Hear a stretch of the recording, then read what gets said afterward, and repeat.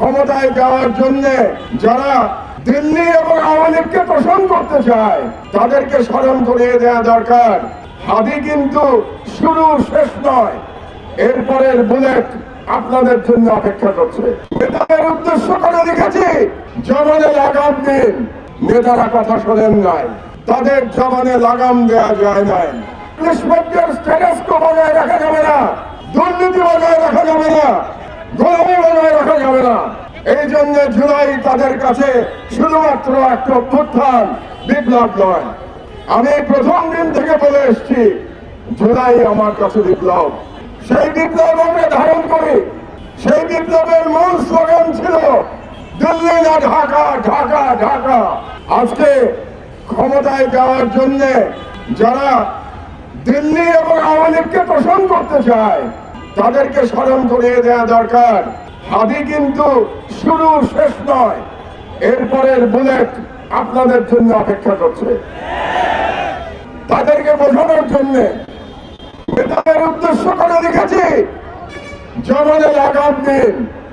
নেতারা কথা শোনেন নাই, তাদের জবানে লাগাম দেওয়া যায় নাই।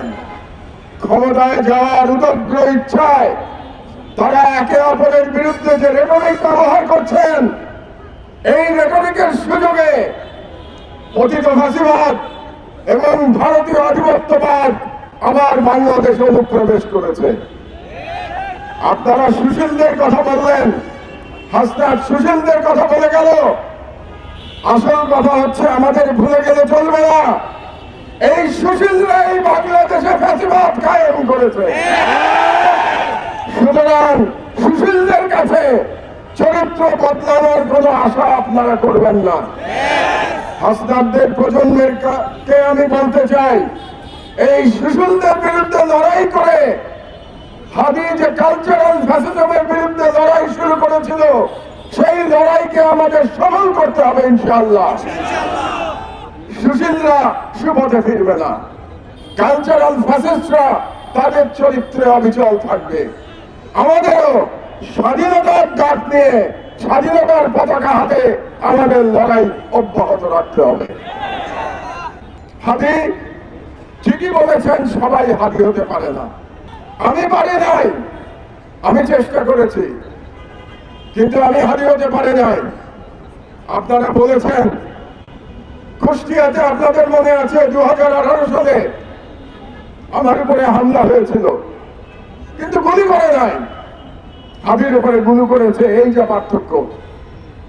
আমি সেদিন তাদেরকে বলেছিলাম, ভারতীয় কুকুর, এই ভারতীয় কুকুরদের আমাদের চিহ্নিত করে তাদেরকে নির্মূল করতে হবে।